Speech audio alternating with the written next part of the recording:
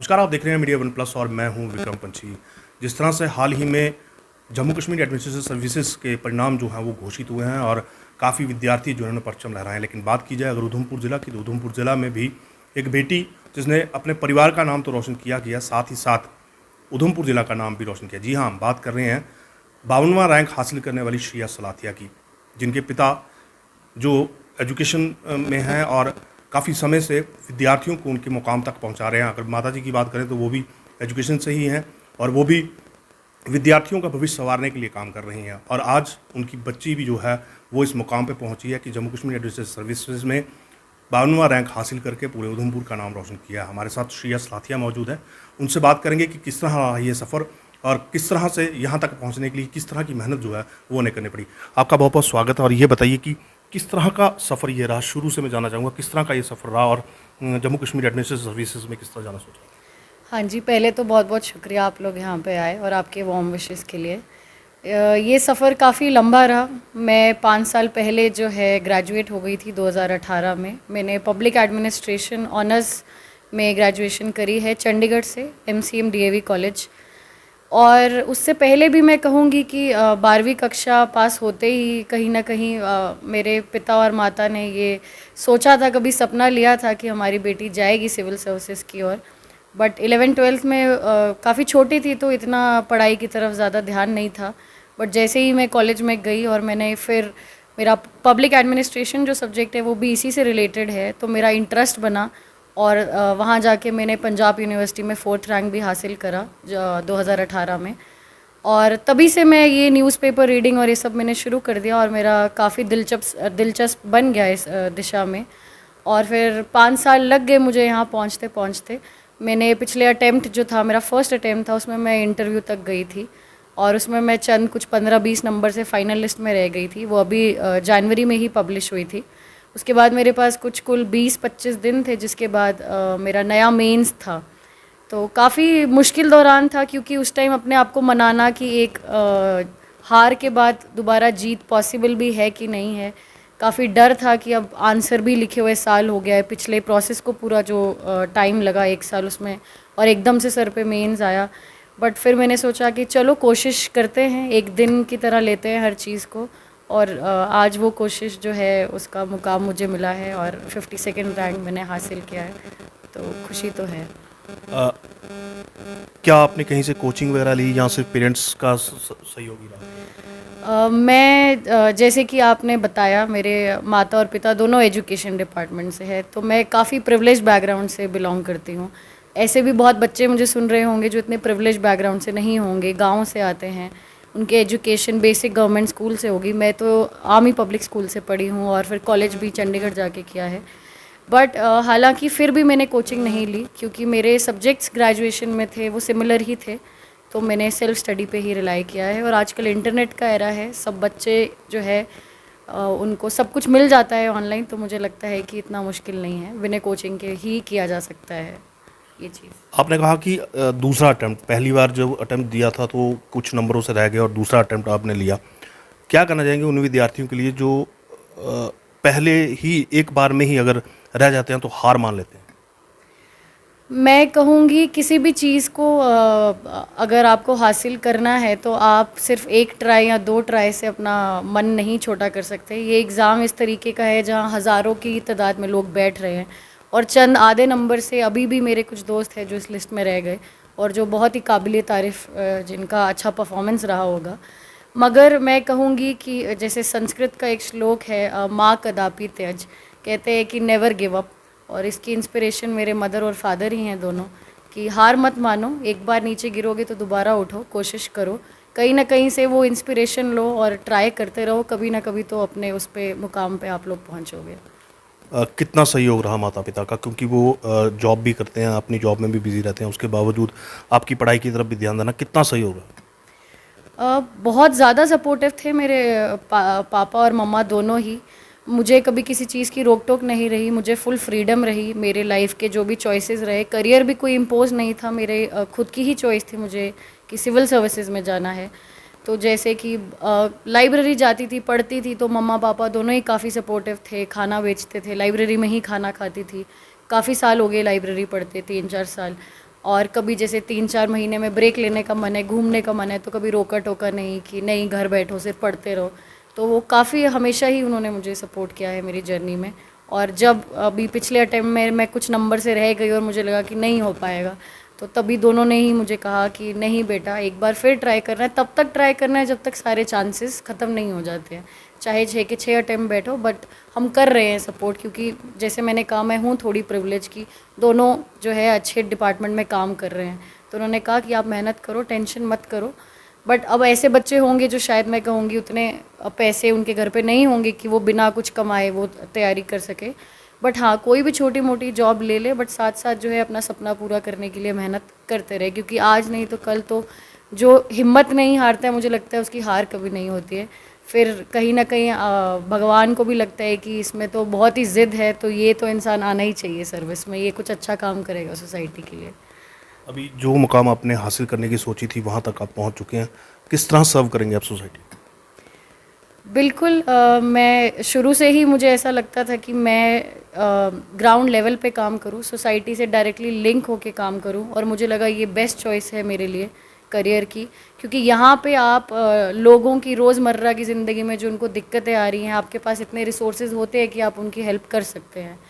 तो रहेगी मेरी कोशिश कि जैसे औरतें हैं जो घर तक सीमित है, उनको आगे और भी अपॉर्चुनिटीज़ प्रोवाइड करी जाएं, जैसे लोकल लेवल पे सेल्फ हेल्प ग्रुप है वो लोग काम करें, आगे बढ़े।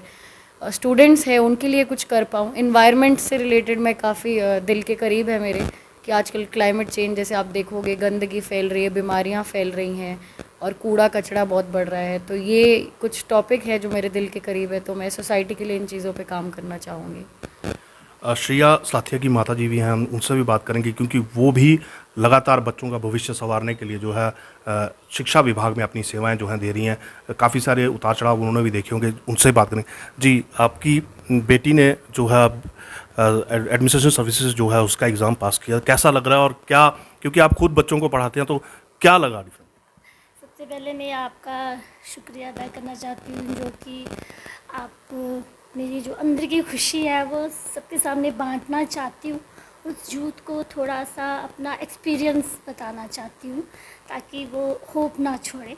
तो मैं जैसे कि टीचर हूँ, तो मेरे लिए सब बच्चे एक बराबर होते हैं। तो सबसे पहले हमें भगवान का शुक्र करना चाहिए, उसकी मेहनत। ये बचपन से बहुत ही मतलब ब्रिलियंट है, हर चीज़ में मतलब आगे, समझ लीजिए ऑलराउंडर थी।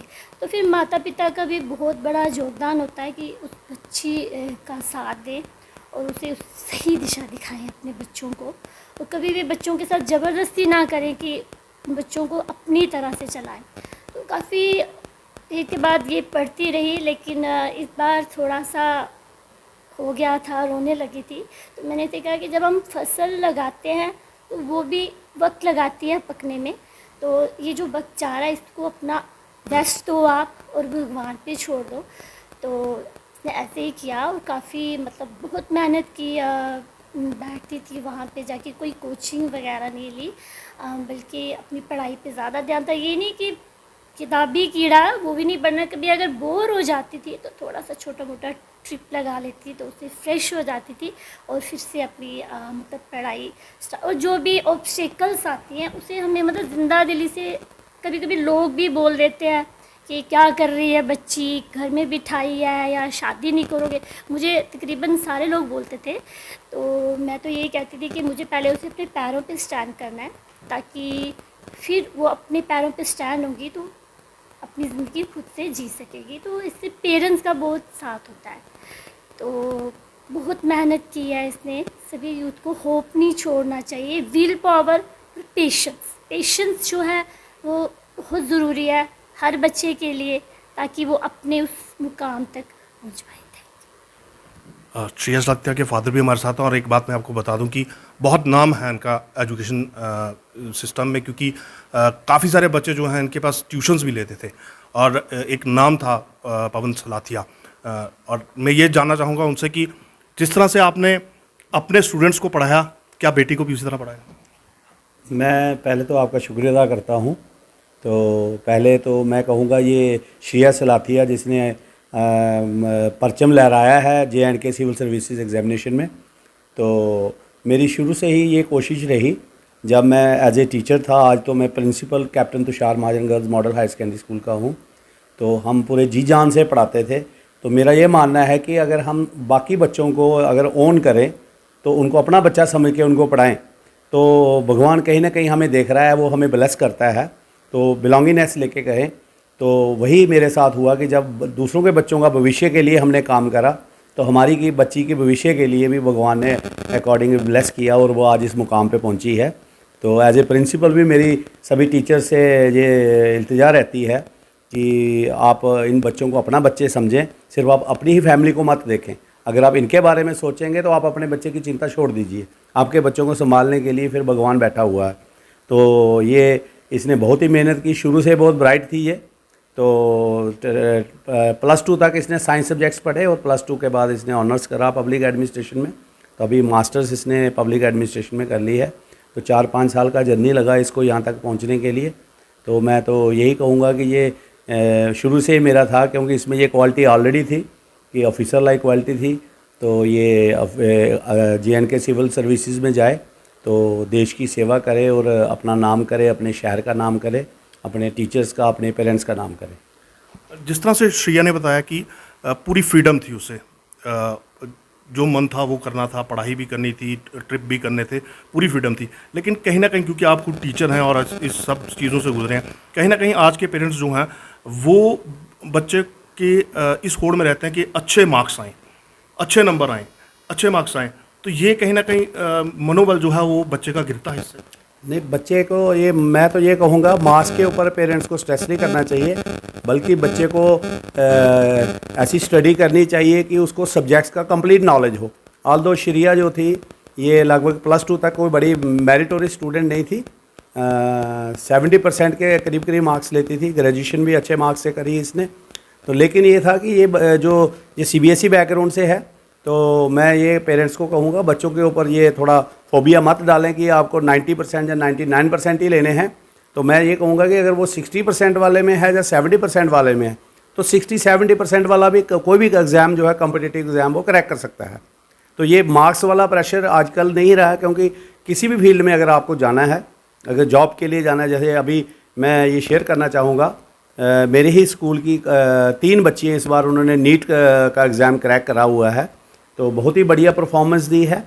तो ऑल्दो एकेडमिक मेरिट उनका मेरिट है वो नहीं मैटर करता, उनको नॉलेज कितना है और उनमें कंसिस्टेंस कितनी है और उनके पेरेंट्स की तरफ से कितना है। जहाँ तक आप बोल रहे हो फ्रीडम के बारे में, तो मेरी बेटी जो है शुरू से ये इसको ट्रैवलिंग का बड़ा शौक़ रहा हुआ है। कभी भी जब इसने एग्ज़ाम दिया, कभी ये ब्रेक लेना चाहती थी तो इसने काफ़ी ट्रैवल किया है अक्रॉस द इंडिया। मैंने कभी इसको रोक नहीं लगाई। मैं उधमपुर की जनता को और रादर पूरे देश की जनता को ये अपील करूँगा कि अपनी बच्चियों पे भरोसा रखें, उनके साथ उनका सपोर्ट बने, ताकि वो भी एक हमारे देश की एक नागरिक हैं और वो देश के लिए कंट्रीब्यूट कर सकती हैं। आज हमारी लड़कियां किसी भी फील्ड में लड़कों से कम नहीं हैं, तो उनको हमेशा सपोर्ट करें और उनके ऊपर विश्वास रखें। कितनी खुशी हो रही है आज श्रेया का इस मुकाम तक पहुँचने में? तो मैं तो अपने आप को बहुत ही सौभाग्यशाली पिता समझता हूँ कि जो मेरा जो सपना है, क्योंकि जब हम लोग पढ़ते थे उस टाइम में इतने ज़्यादा कॉम्पिटिटिव एग्ज़ाम्स नहीं होते थे, सिविल सर्विस का एग्ज़ाम इतना नहीं होता था, जहाँ हम इतनी प्रिविलेज क्लास से नहीं थे, क्योंकि हम 3 भाई थे। तो हमारे फादर जो थे पुलिस में थे, तो उस समय इतना नेट वगैरह नहीं होता था, इंटरनेट नहीं होता था। आज तो मैं बच्चों को ये कहता हूँ कि वो घर में बैठ के ही अक्रॉस द यूनिवर्सिटी कहीं से भी वो कोचिंग ले सकते हैं, किसी भी प्रोफेसर के साथ इंटरेक्ट कर सकते हैं। तो उस तरह से हमें माहौल नहीं मिला। तो वो जो सपना जो है मैंने अपनी बच्ची के थ्रू जिया, तो वो आज बच्ची ने पूरा किया है। तो मैं बहुत ही खुश हूँ इसकी परफॉर्मेंस पे। मैं कहता हूँ ये देश की जो है तरक्की में ये कंट्रीब्यूट करे, और मैं सभी लोगों का आभारी हूँ, आप लोगों का आभारी हूँ। आप आए तो आपने हमारे जो विचार हैं, अपनी best wishes the. Thank you very much. एक पिता ने अपना सपना अपने बच्ची में जो है वो जिया है, क्योंकि साफ तौर पर कह दिया पवन सलाथिया ने कि ये उनका सपना था और उनकी बच्ची ने वो सपना पूरा जो कर दिया, और इसको लेकर उनमें बहुत ज़्यादा खुशी है। और हमारी भी विशेष रहेंगी श्रेया सलाथिया के साथ कि आगे चल के वो समाज के लिए बेहतर काम कर सकें।